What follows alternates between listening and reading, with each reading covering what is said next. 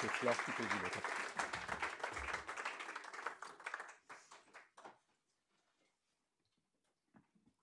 Bonjour à toutes et tous. Alors j'ai l'honneur d'intervenir devant vous en ouverture donc, de ces 2 jours intenses de travaux, avec un week-end de réflexion qui a vocation à être extrêmement utile et important pour nous toutes et tous. Et d'abord, je veux le dire pour notre institut, c'est un moment très important puisque c'est le premier événement de notre laboratoire qui est consacré à l'analyse, à l'étude de l'extrême droite. Et c'est la première fois qu'on organise un moment de cette ampleur sur 2 jours, un colloque avec de multiples intervenants. J'y vois d'abord une nouvelle étape dans le développement du travail intellectuel de haut niveau que nous aspirons à mener. Et j'en profite pour remercier Safia Dahani, Magali Delassouda, Hugo Paletta et Thomas Porte, que vous pouvez applaudir, et toutes celles et ceux qui animent ce nouveau laboratoire. Je veux aussi remercier aujourd'hui toutes les équipes salariées et bénévoles de l'Institut, vous en avez croisé déjà plusieurs, et aussi le service d'ordre, particulièrement en ce jour, sans qui rien de tout ça ne serait possible non plus. Ce colloque, il est donc par son ambition inédit. C'est la première fois qu'on réunit dans une salle sur 2 jours autant d'universitaires de multiples disciplines, des journalistes, des militants, des élus pour travailler ensemble sur l'extrême droite. Et c'est armé de témoignages, de réflexions et de pistes d'action que nous pourrons à nouveau nous projeter dans la bataille entre eux et nous, qui est celle qui nous anime particulièrement aujourd'hui. Alors pourquoi on fait ce colloque ? Parce que l'extrême droite menace. Elle menace nos corps, nos vies et notre avenir. Elle menace d'abord immédiatement, chaque jour, par la violence physique. Le 5 septembre, à Gap, la vitrine du planning familial a été attaquée à coups de jets de projectiles. Le 6 septembre, à Belfort, des militaires membres du groupe violent Vandal Bessac parlent de tuer des étrangers ou des LGBT sur les réseaux sociaux. Le 7 septembre, à Calvi, une tentative d'incendie et des tags racistes, les Arabes dehors, ont été faits sur un immeuble. Le 8 septembre, à Givors, mort au bougnoul, tagué au sol à côté du lycée Aragon-Picasso. Le 10 septembre, à Saint-Brieuc, des inscriptions nazies sont peintes à la bombe sur la devanture du siège du Parti communiste des Côtes-d'Armor. C'est une semaine en réalité qui est une semaine typique, normale, le mois dernier. Et j'aurais pu vous présenter une liste similaire pour la semaine d'avant ou la semaine suivante. Parfois, cette violence d'extrême droite, elle porte une cravate.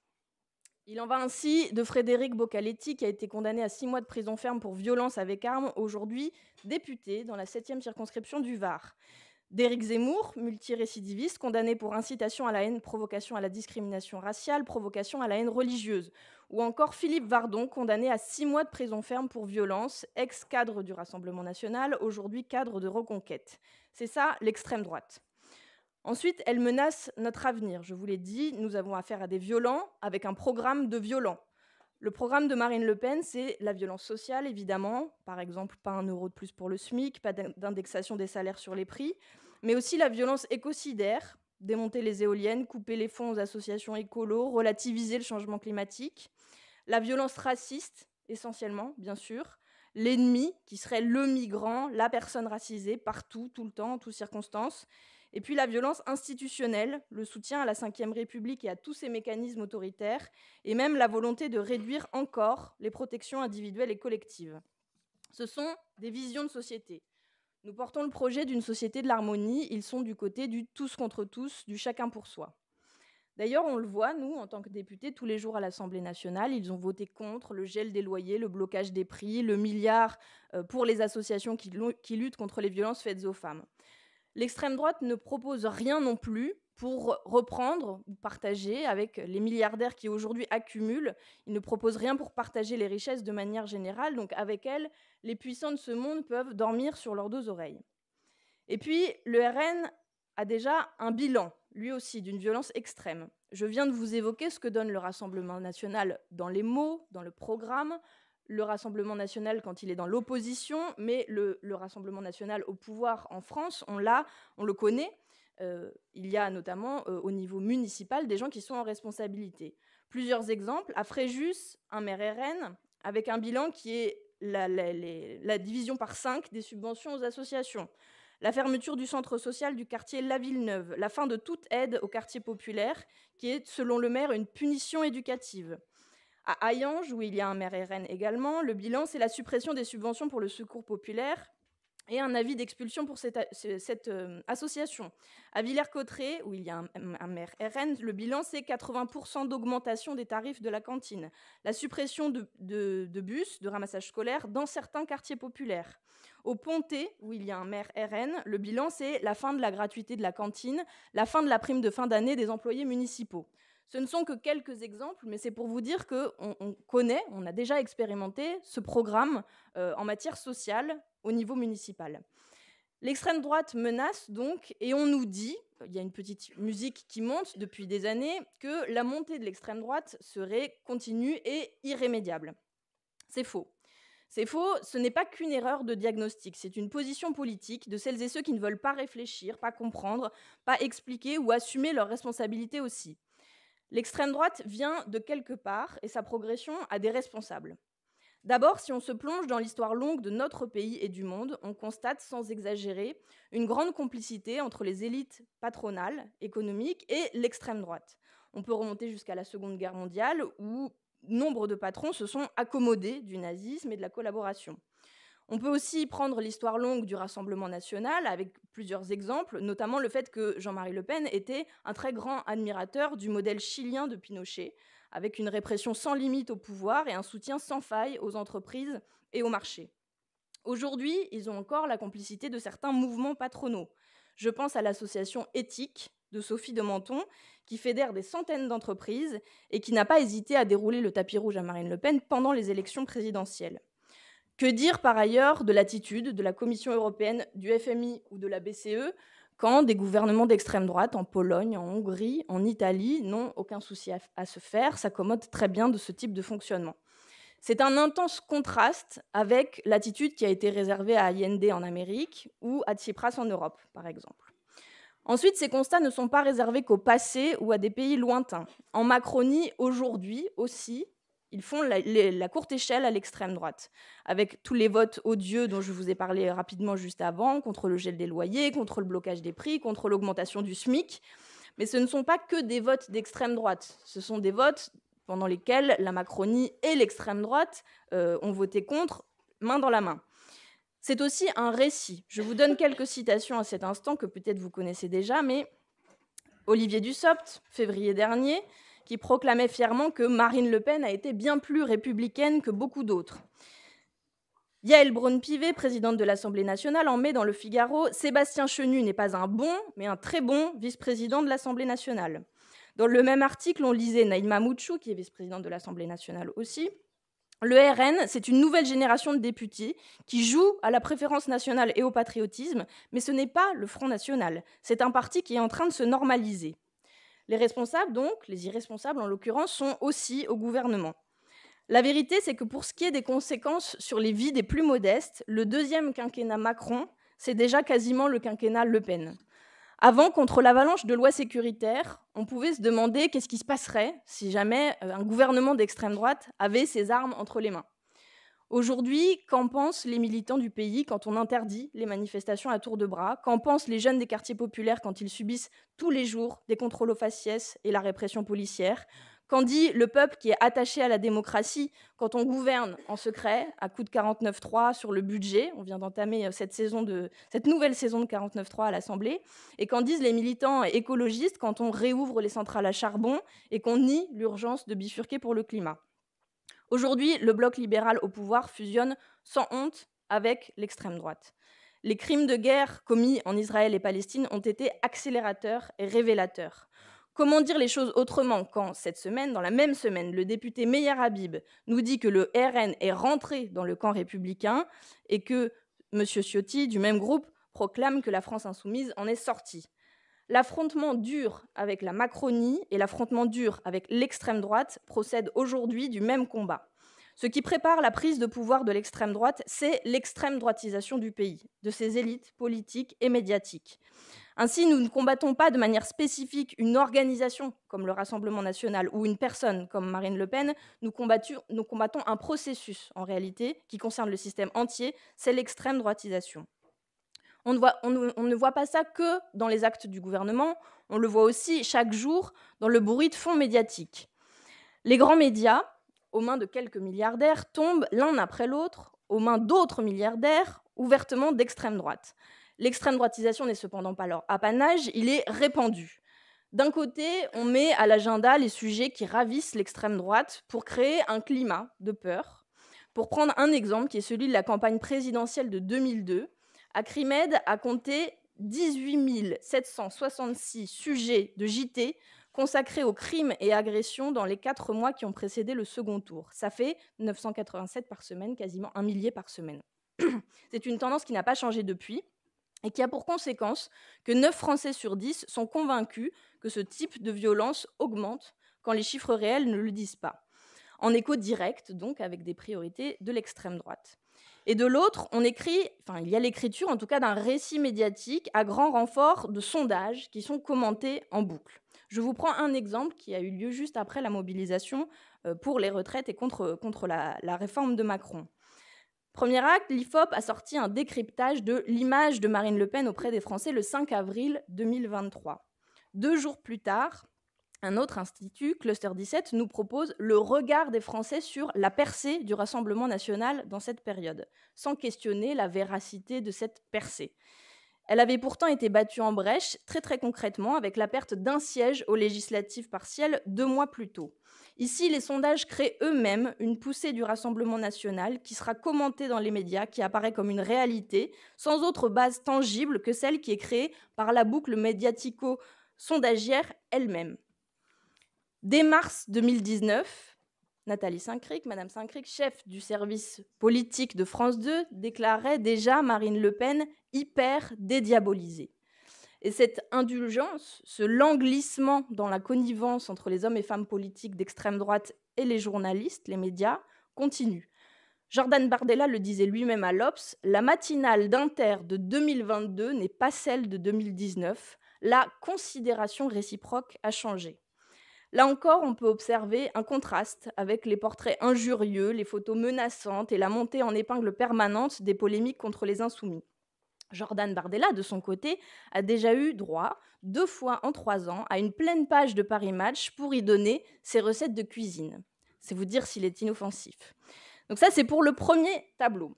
Ensuite, en préambule de nos échanges du week-end, je veux partager quelques alertes à garder en tête, quelques enjeux qui doivent guider notre action au quotidien.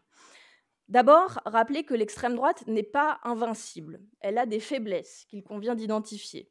La première d'entre elles, ce sont les contradictions sur les questions sociales. Parce qu'elle cherche à créer un bloc avec une composante populaire et le soutien d'au moins une partie des élites économiques et du patronat. Donc, au fur et à mesure de sa route, elle montre toujours plus patte blanche à la bourgeoisie. Ça crée une contradiction, évidemment, parce que plus elle le fait, plus elle risque de perdre certains milieux populaires qu'elle s'est attachée aussi par rejet ou par contestation du système. On a intérêt, nous, en tant que militants politiques, à pointer toujours ces contradictions pour diviser, les fragmenter et montrer, in fine, leur imposture sociale. Rendre visible qu'ils sont contre l'augmentation du SMIC, contre le retour de la retraite à 60 ans, et ainsi de suite. Deuxième faiblesse, les contradictions internes. Parce que régulièrement, la solidité apparente de l'extrême droite craquelle, sa consistance s'érode. Je vous donne 2 exemples. Quand Marine Le Pen déclare vouloir lutter contre l'homophobie, tout en accusant un lobby LGBT ou le wokisme. Deuxième exemple, quand Jordan Bardella défend les positions de l'OTAN sur la Russie et que Marine Le Pen fait le service après-vente et le recadre dans la presse. Troisième faiblesse, ils n'ont pas de parti de masse. Pour l'instant, en tout cas, sur l'ensemble du territoire hexagonal, ni au Rassemblement national, ni chez Reconquête. Au mieux, ils ont des poches militantes, c'est une réalité, mais le travail de fourmi, de conviction, le porte-à-porte, les manifs, les rassemblements, les cellules de base, l'extrême droite ne connaît pas ou peu, ne pratique pas ou peu. Elle profite essentiellement d'une ambiance médiatique en sa faveur, mais n'a pas la tradition historique du mouvement ouvrier pour construire son dispositif autonome de conviction. De notre côté, nous faisons l'inverse. Nous occupons le terrain, je crois que nous sommes meilleurs qu'eux sur ce plan, et à la France Insoumise, par exemple, on essaye de faire des caravanes populaires régulièrement ou d'acheter des locaux pour les groupes d'action prioritairement dans des lieux où l'extrême droite est forte, comme à Perpignan, où nous allons bientôt inaugurer le premier siège local de cette campagne d'achat. J'en profite pour remercier Antoine Léaumont qui est présent aujourd'hui et qui a mené cette campagne. Quatrième faiblesse, le manque de crédibilité dans la bataille idéologique. l'extrême droite n'arrive pas à construire de liens importants avec le monde intellectuel et universitaire. On a pourtant entendu parler en boucle de l'école de Marion Maréchal Le Pen, qui a été présentée en grande pompe et qui, 5 ans après sa mise en place, n'a formé en réalité que quelques amis de la fondatrice, toujours recrutés chez des militants déjà d'extrême droite. Quant à l'école des cadres de Jordan Bardella, c'est en réalité un blog aujourd'hui pour des tribunes et des vidéos d'élus du parti. Rien de plus. Ce que nous faisons ici avec l'Institut La Boétie n'a pas d'équivalent à l'extrême droite. C'est pourquoi je crois extrêmement important, et c'est ce qu'on fait encore ce week-end, de continuer à fortifier des liens entre la gauche politique, militante, associative, syndicale et le monde intellectuel, universitaire et artistique. Et c'est capital dans cette bataille avec des méthodes, je pense évidemment aux formations, à l'éducation populaire, des outils dans cette lutte contre l'extrême droite. Ça, c'est pour les faiblesses. Maintenant que j'ai dit ça, que j'ai essayé d'examiner certaines de ces caractéristiques matérielles qui sont insuffisantes, reste le fond. Une tentation est à combattre absolument. On ne gagnera pas en allant sur les positions de l'extrême droite. On voit cela parfois quand une lecture rapide de sondages contestables nous laisse penser que cela nous rapprocherait d'une prétendue opinion majoritaire. Mais puisque c'est le processus d'extrême droitisation qui prépare la conquête du pouvoir de l'extrême droite, c'est bien ce processus-là qu'il faut combattre. Adopter une partie des positions, concéder une victoire qu'on pense même partielle sur des thèmes, sur les questions posées dans le débat public, en pensant ainsi réduire l'espace de l'extrême droite, c'est participer en réalité à l'extrême droitisation et donc c'est participer à l'ascension de l'extrême droite. Je veux vous donner rapidement quelques dynamiques que j'imagine vous avez en tête, mais les rappeler.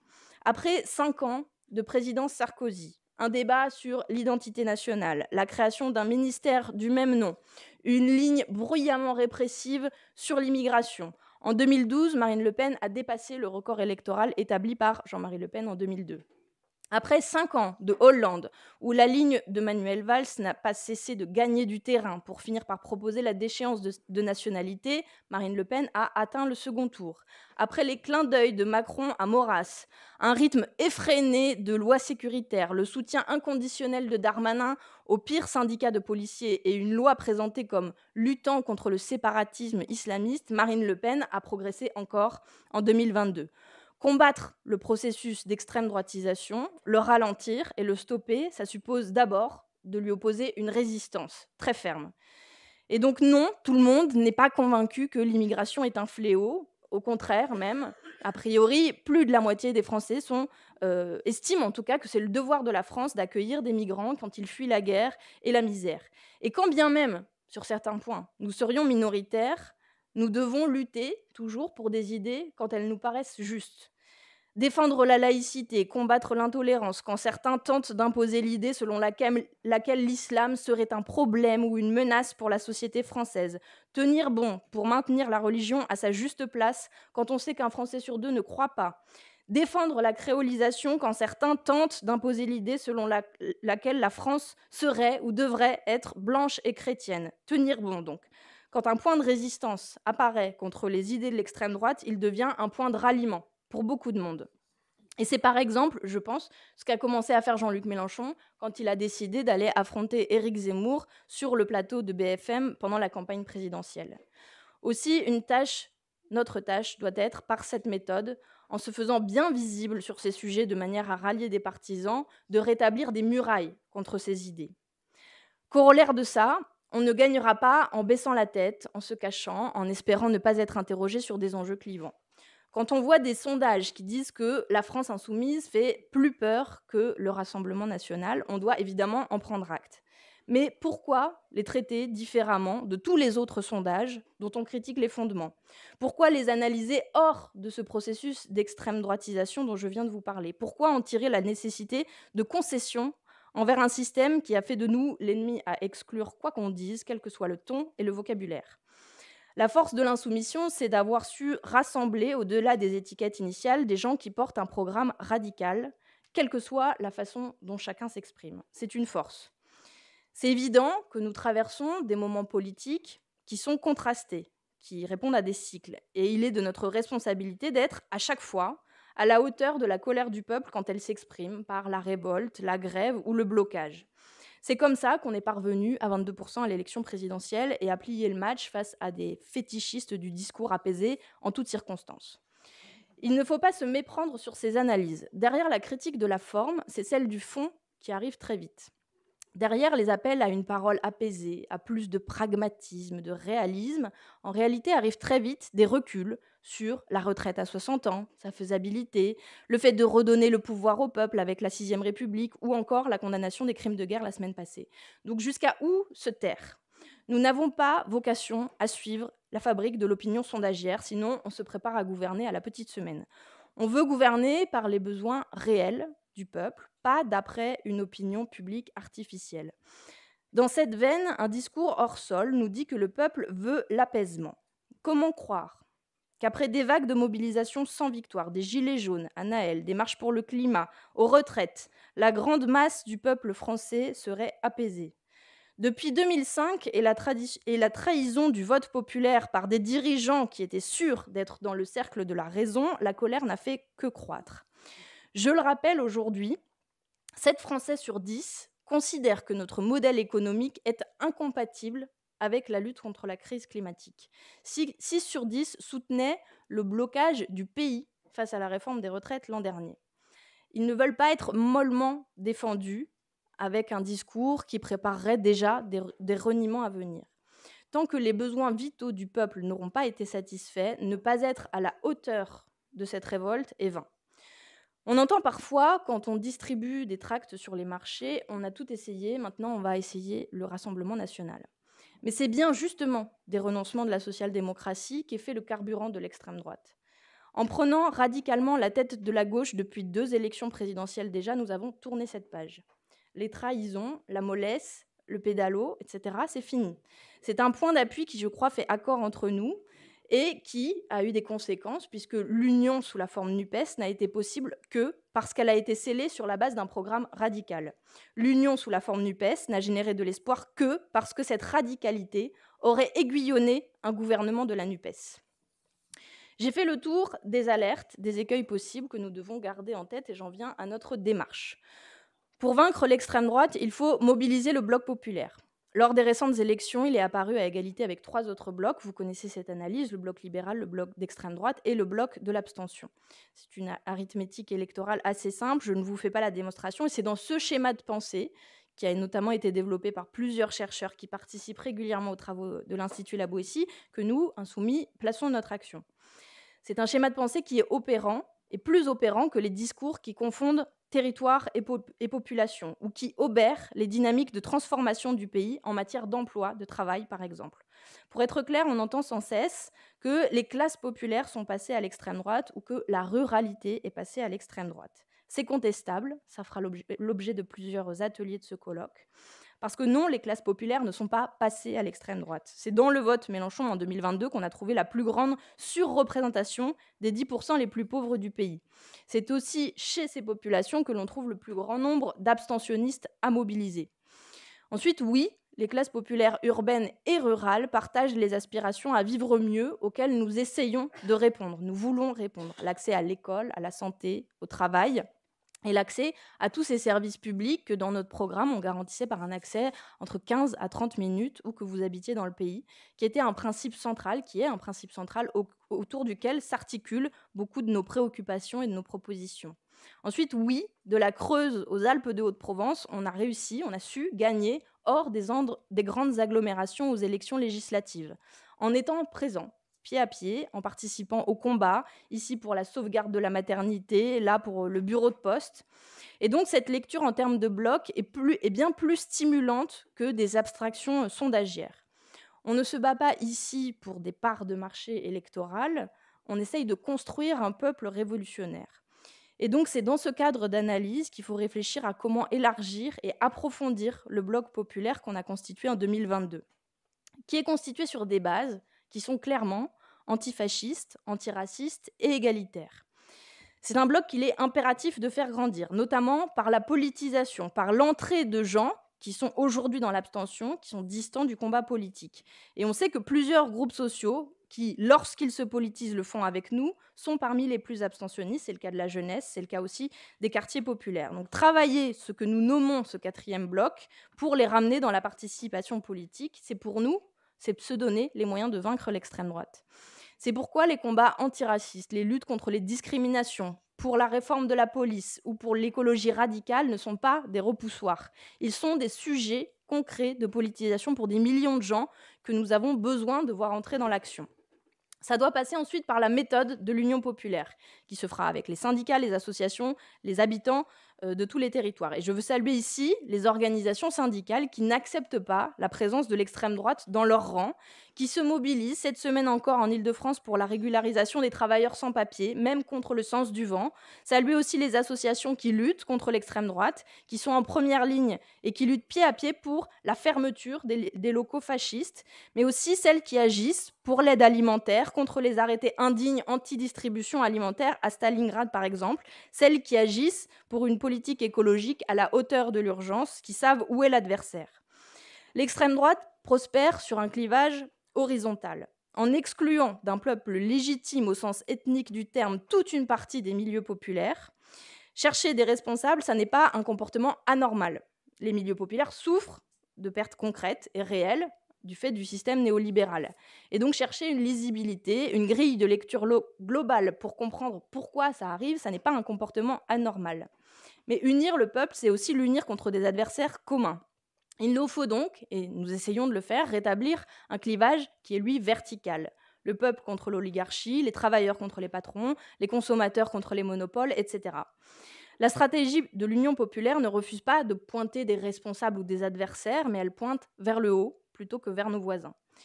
Dans le combat contre l'oligarchie, ces clivages horizontaux que tente de faire apparaître l'extrême droite disparaissent. Je conclus. L'extrême droite, entre autres choses, s'appuie sur de la résignation. Et sur une résignation qui est bien précise, c'est celle de l'impossibilité supposée de sortir du néolibéralisme, de lutter contre le capitalisme. Ce n'est que dans ce cadre que l'identification et la construction de groupes boucs émissaires ont un sens. Dans un monde où l'horizon est bouché, où la bataille de ceux d'en bas contre ceux d'en haut paraît impossible à gagner, alors les mécanismes d'exclusion peuvent apparaître à certains comme des stratégies de protection. Pour en finir donc avec la gangrène de l'extrême droite, il faut dégager l'horizon, en construire un de masse crédible, un contre-récit hégémonique. Et ça ne peut pas être de la gestion des petits accommodements, des petits pas, des ajustements. Ça n'est qu'en présentant un horizon global, ambitieux et émancipateur. Nous avons un projet d'ensemble pour la société. Il faut l'assumer. Assumer l'alternative au capitalisme, la bifurcation écologique, l'abolition du patriarcat, le non-alignement et le dialogue avec le Sud global. Il s'agit, dans la période dure en tout point que nous traversons, de s'appuyer sur l'aspiration de chacune et chacun à vivre mieux. Cet horizon, pour le nommer, c'est le collectivisme écologique, qui articule les réponses à différentes urgences de la période. L'urgence sociale, en proposant le tous ensemble plutôt que le chacun pour soi. L'urgence écologique, en permettant la planification qui est la seule réponse possible au mur qui nous fait face. L'urgence démocratique, en donnant chacun et à chacune le pouvoir sur nos vies, sur notre avenir. Et enfin, l'urgence pour la paix, en rendant à chacun la possibilité de vivre dans l'harmonie avec son voisin. Je vous remercie et je vous souhaite de belles journées d'échange et de formation dans ce colloque.